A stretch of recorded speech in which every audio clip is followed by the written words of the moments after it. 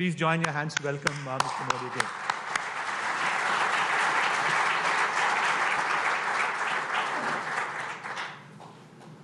Your Excellency, Dr. Angela Merkel, it is a great pleasure for me to join you in Bangalore. Welcome to this Indo-German summit. I fondly recall my visit to the city of Hanover and Hanover Messe in April. 15 states, a number of CEOs and hundreds of companies from India had participated.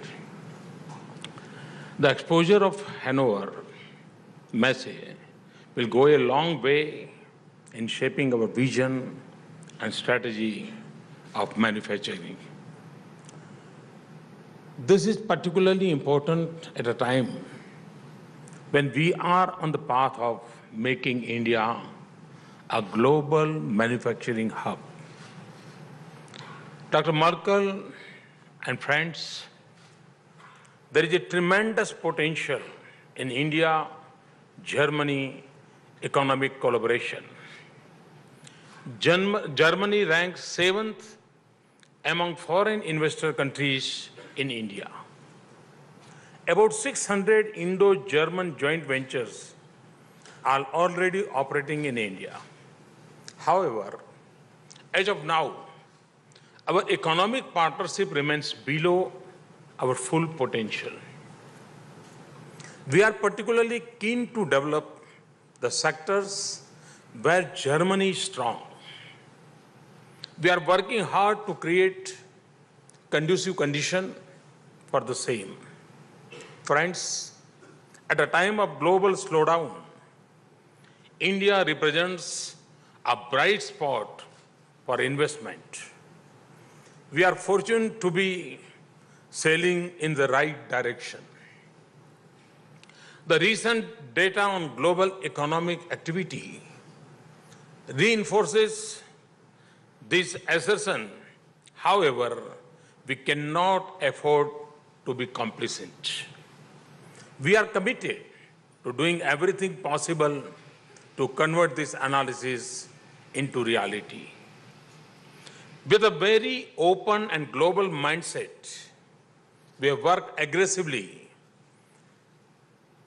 in the last 15 months to make India an easy place to do business. We are committed to creating favorable conditions for business and industry because we believe that they are necessary for improving the lives of ordinary citizens in India.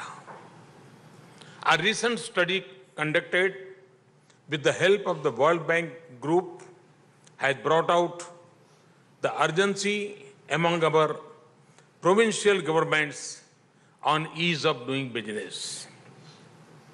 They are moving hand in hand with the federal government in this direction in a true spirit of cooperative and competitive federalism. In fact, the provincial governments have now entered into a healthy competition among themselves to ensure that a transparent, predictable, and user-friendly regulatory mechanism is quickly put in place.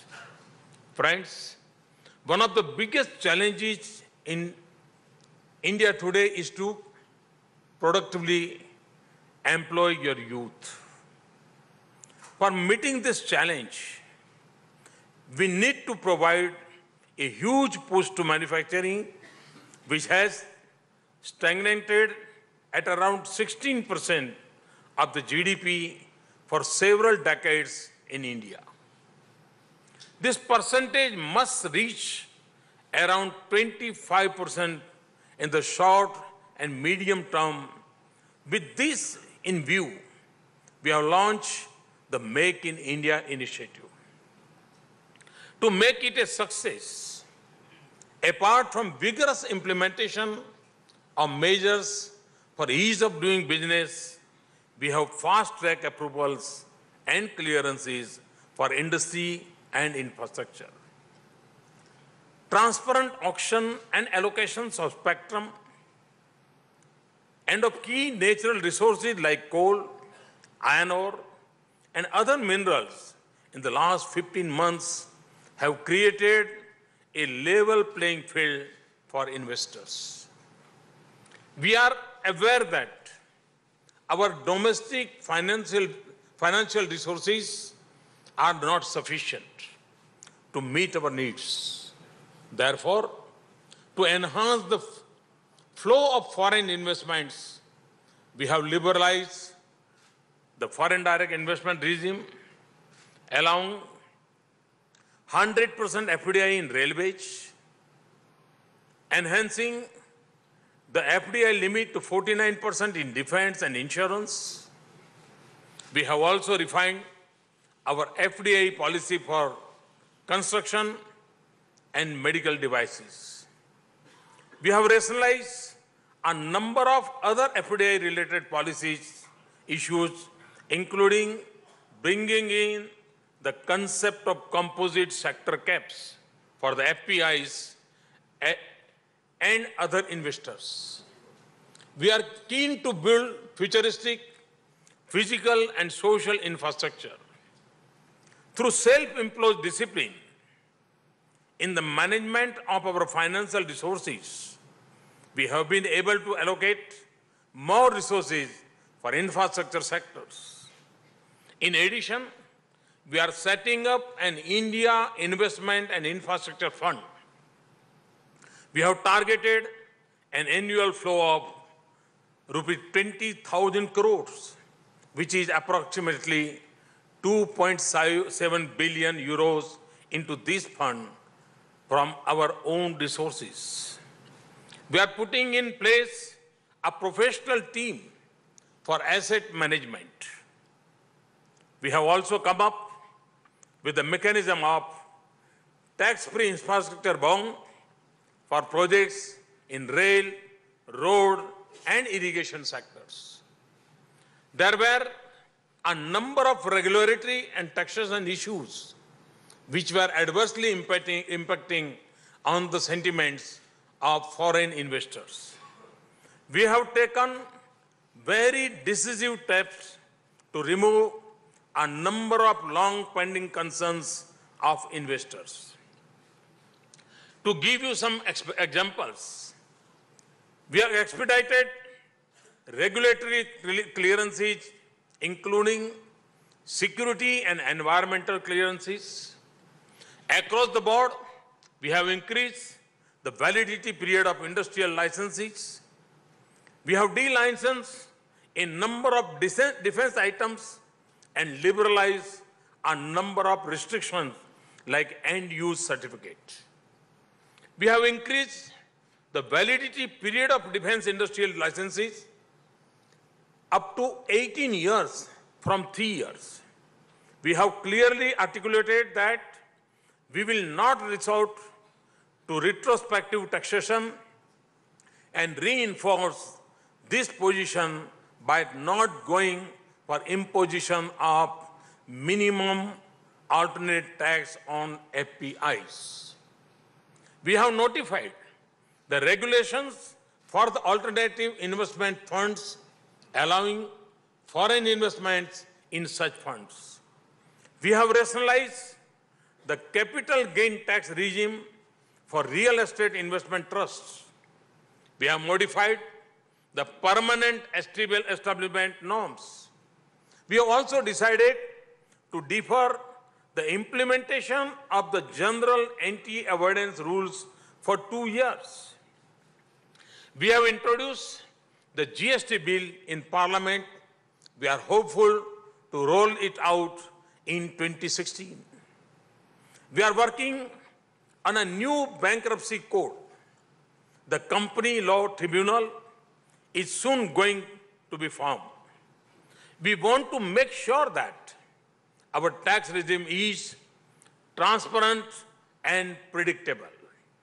We are also keen to see that genuine investors and honest taxpayers get quick and fair decisions on tax matters. As a result, our initiatives, the sentiments for private investment and inflow of foreign investment have turned positive. The growth rate of our GDP is above 7%. FDI inflows have gone up by 40% compared with previous year's corresponding period. Many international financial institutions, including the World Bank, IMF, OEC, and others, are predicting even faster growth in the coming years. Moody's has upgraded the rating of India as positive. India has improved its ranking of investment attractiveness against 15 so far. Now we are at 9th place. India has also jumped 16 places on the World Economic Forum's Global Competitive Index after 5 years of decline in the list. Similarly, in a ranking of the top global destinations for greenfield investment, in the first half of 2015, India is at number 1. Foreign Policy magazine of USA has ranked India as number 1 FDI destination. Thus, just in 15 months, we have successfully restored the credibility of India in the eyes of global players. I've always said that government had no business to do business. Hence,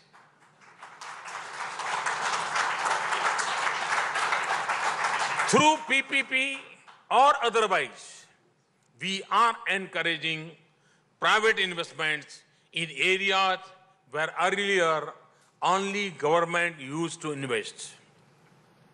We are also divesting our stake in the public sector enterprises to instill market discipline.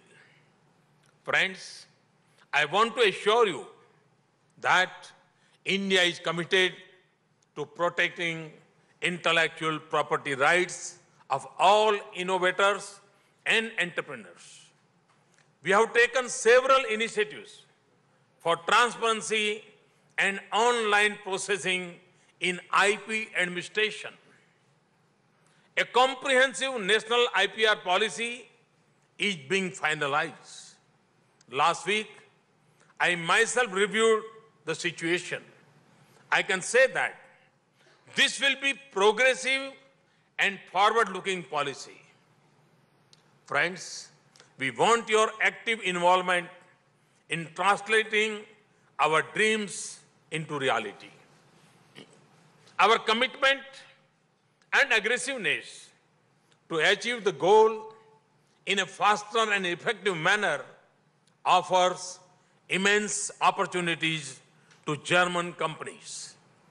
These opportunities range from building 50 million houses to setting up 100 smart cities, modernization of our railway network and station, to setting up a new railway corridors, generation of 175 gigawatt of renewable energy, to construction of transmission and distribution networks, national highways, bridges, and metro rails. Such a huge potential for creation and production will not be available in any one country.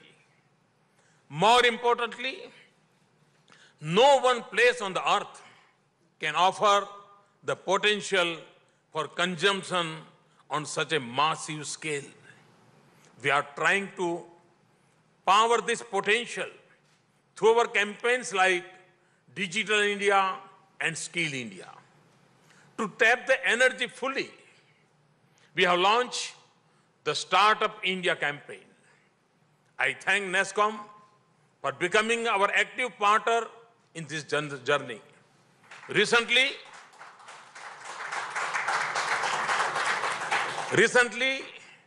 we tried to ignite this energy through an interface of our youth with ecosystem of Silicon Valley.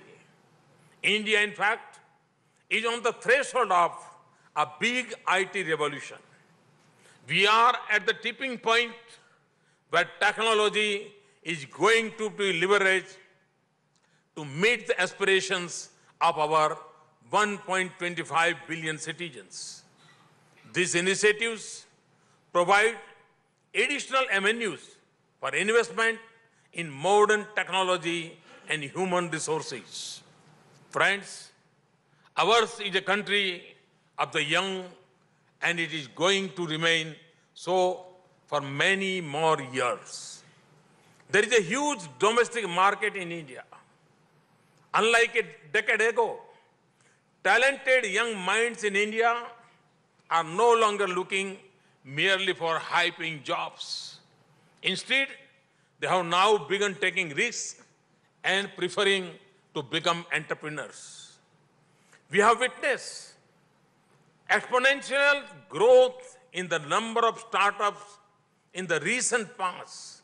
Some of these have begun to challenge established global players. To conclude, I can assure you that we will open to welcome your ideas, innovations, and enterprises. I had said in Hanover, and I am saying it again, that we are also open to carry out necessary corrections in our policies and procedures. I can say that never before India was so well prepared to absorb talent, technology, and investment from outside. To our understanding, the necessary condition to propel the Indian economy to a high growth trajectory do exist today.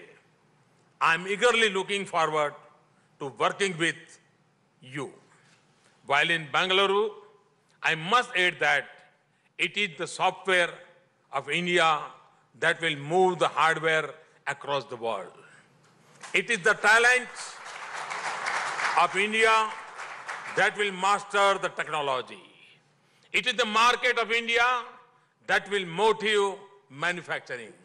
Therefore, it makes strong business sense to be in India. It makes even better business sense to make in India. Thank you very much. Thanks a lot.